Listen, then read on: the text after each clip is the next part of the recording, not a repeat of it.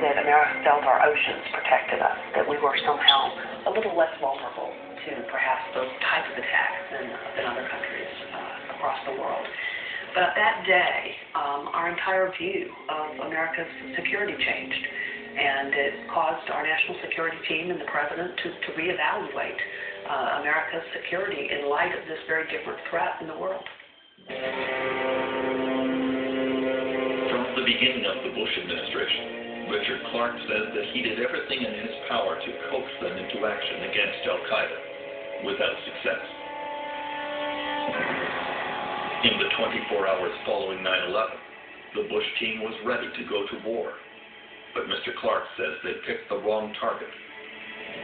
Well, in meetings on September 11th and on September 12th, the Defense Department officials, including Secretary Rumsfeld, began talking about the need to attack Iraq. Now, I first thought they were kidding, and it became clear they weren't. Rumsfeld said, well, yeah, we could attack Afghanistan, but there aren't very many targets to bomb in Afghanistan, and they're not worth very much. So we should bomb Iraq where there are much better targets. And I thought, but there's no connection between what just happened and Iraq. That didn't seem to bother them. I said, well, attacking Iraq actually will make it more difficult for us to get the kinds of support we need in the world, particularly in the Muslim world. That didn't seem to bother them. Secretary Powell tried to have a restraining influence on this discussion. Secretary Powell said, look, the world is not going to understand if we don't go after Afghanistan. That's where the attack of September 11th was launched from. So reluctantly, during the course of the week, the Defense Department came around to a consensus, and the consensus was called Afghanistan First. And that's what the President approved. An Afghanistan First policy. It was very clear what was second. And what was second was Iraq. There has been a lot of controversy about the Bush administration's truthfulness about 9/11. Even 8 months after the attack, Condoleezza Rice maintained that there had been no warnings.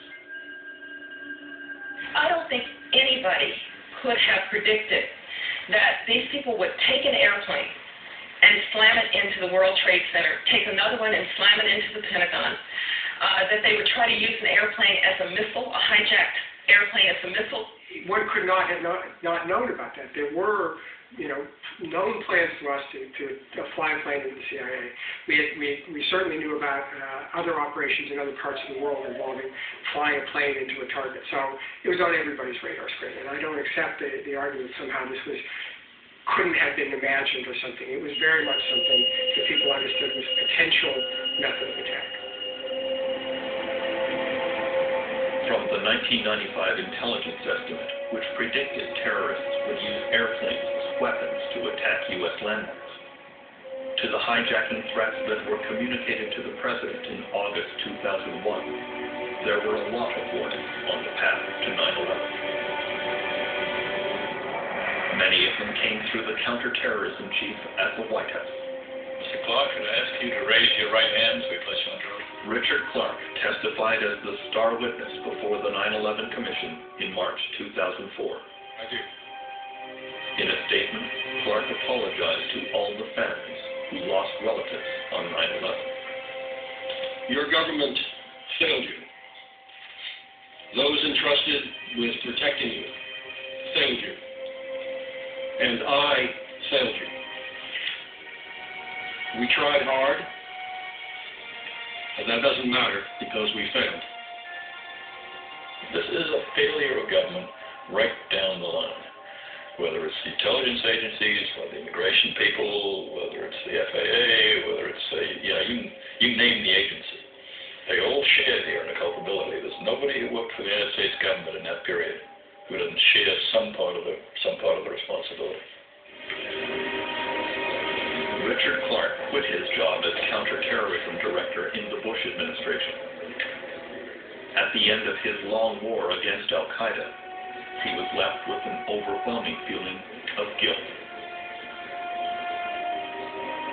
I think everybody involved in the counterterrorism effort prior to September 11th feel guilty that they didn't do more.